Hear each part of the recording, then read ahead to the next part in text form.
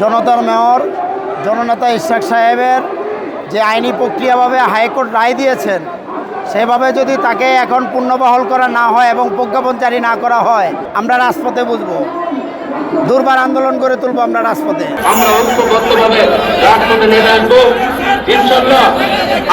জনতার মেয়র জননেতা ইশরাক সাহেবের যে আইনি প্রক্রিয়াভাবে হাইকোর্ট রায় দিয়েছেন সেভাবে যদি তাকে এখন পুনর্বহাল করা না হয় এবং প্রজ্ঞাপন জারি না করা হয়, আগামী এক সপ্তাহের ভিতরে বিএনপি আইনি লড়াই করবে এবং আগামী এক সপ্তাহের ভিতরে আলটিমেটাম দেওয়া হলো এক সপ্তাহের ভিতরে তাকে জনতার মেয়র হিসাবে গণ্য করার জন্য এবং তারা মেয়র হিসাবে নগর ভবনে বসার জন্য। দাবি মানা না হলে আইনি প্রক্রিয়া আছে এবং আমরা রাজপথে বুঝব, দুর্বার আন্দোলন করে তুলব আমরা রাজপথে।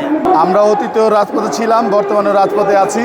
আমরা ইশরাক ভাইয়ের এই দাবি যদি পূর্ণাঙ্গভাবে না মেনে নেওয়া হয় তাহলে আমরা এই দাবি পূর্ণাঙ্গ করার জন্য যে কোনো প্রক্রিয়ায় রাজপথ দখল হলে আমরা আবার রাজপথ দখল করে তাকে আইনের আয়ত্তে যেটা আমাদের ন্যায্য দাবি সেটা আমরা ফিরিয়ে নিয়ে আসবো ইনশাল্লাহ। নির্বাচন সবই তো অবৈধ হলো, বৈধভাবে কোনো নির্বাচন হয় নাই।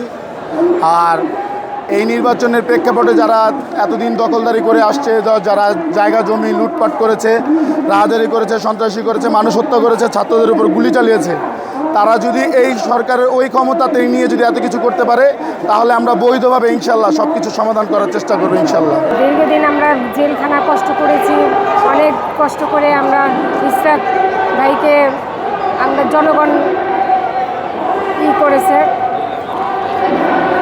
এখন আমরা চাই ওনাকে ওনার ইয়েতে বসতে দিতে।